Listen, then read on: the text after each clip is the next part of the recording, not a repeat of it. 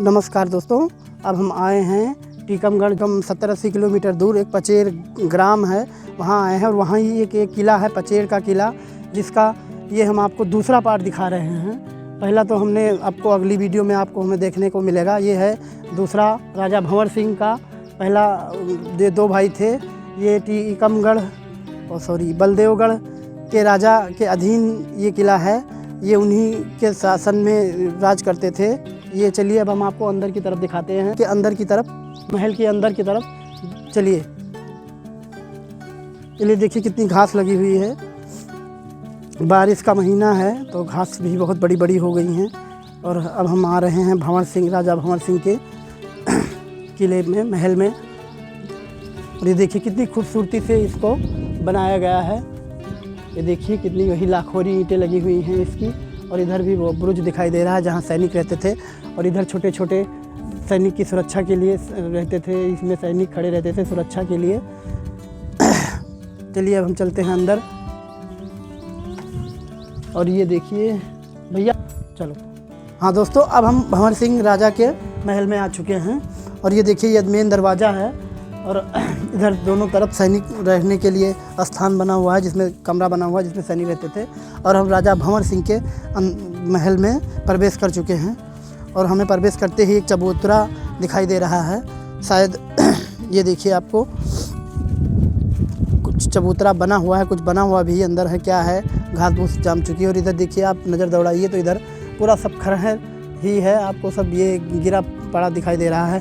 ये सामने शायद राजा का स्वयं का महल हुआ करता था, जिसमें राजा भंवर सिंह खुद रहते थे। कितनी खूबसूरती से देखिए, कितनी अच्छी तरीके से बनाया गया है इसको। ये देखिए कितनी खूबसूरती डिज़ाइन से, कितने अच्छे तरीके से इसको बनाया गया है। जब ये अपनी परचम पे रहा होगा तो कितना अच्छा लगता होगा। लेकिन अब आज ये बिल्कुल धराशायी हो चुका है, अपनी किस्मत को कोंच रहा है।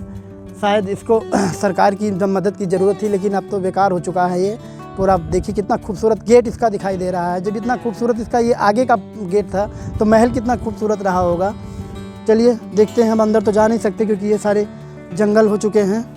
और ये एक बात यहाँ की ये भी है कि यहाँ के जो राजा थे, भंवर सिंह और नन्हे सिंह बुंदेला, इन दोनों की शादी नहीं हुई थी। लेकिन अभी हमें एक गाँव के लोग मिले हैं, उन्होंने बताया कि उनके वंशज जो हैं वो अभी भी हैं और आते हैं मंदिर में कभी कभी पूजा करने के लिए। ये देखिए इधर एक गुफा क्या, एक रूम की तरह कमरा बना हुआ है। और देखिए इधर भी सब टूट फूट चुका है। खजाने के लिए लोगों ने यहाँ बहुत तोड़ फोड़ किया है। और चलते हैं अब ऊपर की तरफ, हम आपको ले चलते हैं इसके ऊपर की तरफ। ये देखिए उधर महल जो है, कितना खूबसूरत महल था, लेकिन धीरे धीरे सब बिल्कुल तहस नहस हो चुका है। इतनी अच्छी तरीके से इसको बनाया गया था महल को, लेकिन अब सब आज के डेट में सारा गिर चुका है। और ये अब हम आ गए हैं, इधर भी छत नहीं है। चलिए चलते हैं ऊपर, सबसे ऊपर की तरफ इसके आपको ले चलते हैं। तो जो वंशज उनके वहाँ आज भी हैं, और उनके जो वंशज हैं वो मऊरानीपुर के पास,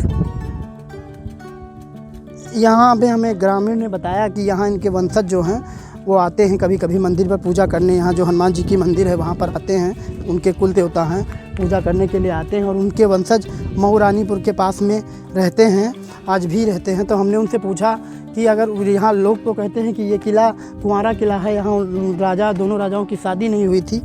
तो पता चला हमें कि नहीं, शादी हुई थी जब वो इस किले को छोड़कर दूसरी जगह पर चले गए थे, वहाँ मऊरानी चले गए थे, तब जाके उनकी वहाँ शादी हुई थी।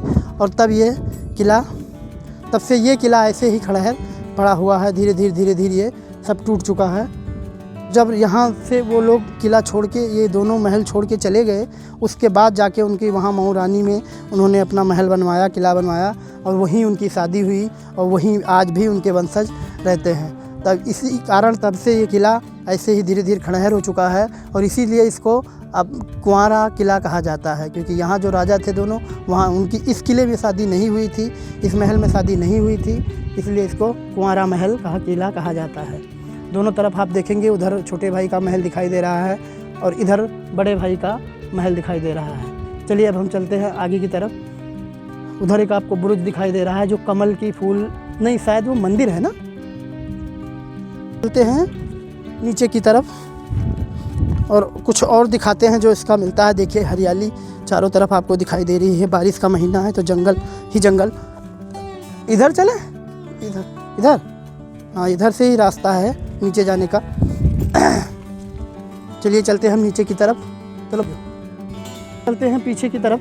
इधर दिखाते हैं गुफा है, कुआं है, ये सारी चीज़ें दिखाते हैं आपको। और ये देखिए इधर चल रहे हैं, इधर बहुत घास फूस और जंगल है, ऐसे चल रहे हैं इधर से। चलिए चलते हैं, आपको फिर वहीं मिलते हैं आगे। चलो फिर चलते हैं। देखिए ये घास फूस लगी हुई है, थोड़ा जानवर वानवर आते जाते हैं जो भैंस वैंस, उनके कारण थोड़ा सा रास्ता बना हुआ है। चलते हैं अंदर। देखिए कितनी घास लगी हुई है, सब पूरा जंगल ही जंगल है चारों तरफ। ये देखिए इधर चले।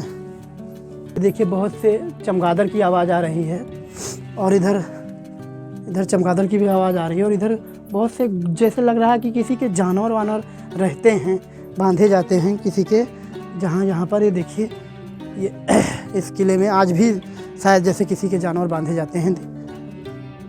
चलिए ये देखिए, ये इसमें लग रहा है कि किसी के जानवर वानवर या बांधे जाते हैं, रहते हैं किसी के, आज भी इसको उपयोग में लिया जाता है। तो देखिए चन्नी बनी हुई है, इसमें भैंसों को चारा दिया जाता है। गोबर वोबर दिखाई दे रहे हैं, ये देखिए। और ये वही मोटी मोटी दीवारें बनी हुई हैं, वही डाट छत चूल्हे लगे हुए हैं उसी समय के, राजा लोगों के समय के।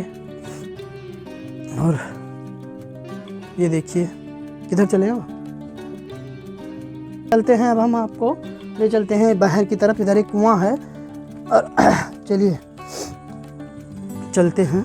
ये देखिए इधर भी सारा टूट चुका है, उधर आपको दिखाई दे रहा है, ये सारा बुरुज दिखाई दे रहा है, सब टूट चुका है। धीरे धीरे अब खंडहर में तब्दील हो रहे हैं और जंगल ही जंगल है। और ये आइए आपको देखिए बहुत जंगल है, बहुत बच के चलना पड़ रहा है भाई, क्योंकि ये बहुत ही, हमने जूता भी नहीं पहन रखा है, स्लीपर पहन के चले आए हैं। ये देखिए आपको एक कुआं दिखाई दे रहा है जो शायद उस ज़माने में पानी का उपयोग के लिए लिया जाता था। ये जो कमरे दिखाई दे रहे हैं, ये राजा और जो यहाँ के राजा रहते थे, रानियाँ वानियाँ जो दासियाँ वासियाँ रहती थी, उनको स्नान करने का ये गुसलखाना है। और ये कुआं है और ये इसमें जीना भी लगा हुआ है, क्योंकि उस समय इस जीने से उतर के जाते थे, कुएँ में पानी लेके ऊपर आते थे। ये अब बहुत घास फूस लगी, वरना हम भी थोड़ा अंदर जाते दिखाते हैं। अंदर नहीं जा सकते हैं, बारिश का महीना है।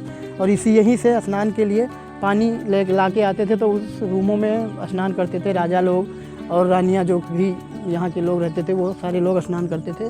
और चलिए अब चलते हैं थोड़ा इसके पीछे की तरफ, आपको दिखाते हैं कुछ और अगर दिखाई देता है तो।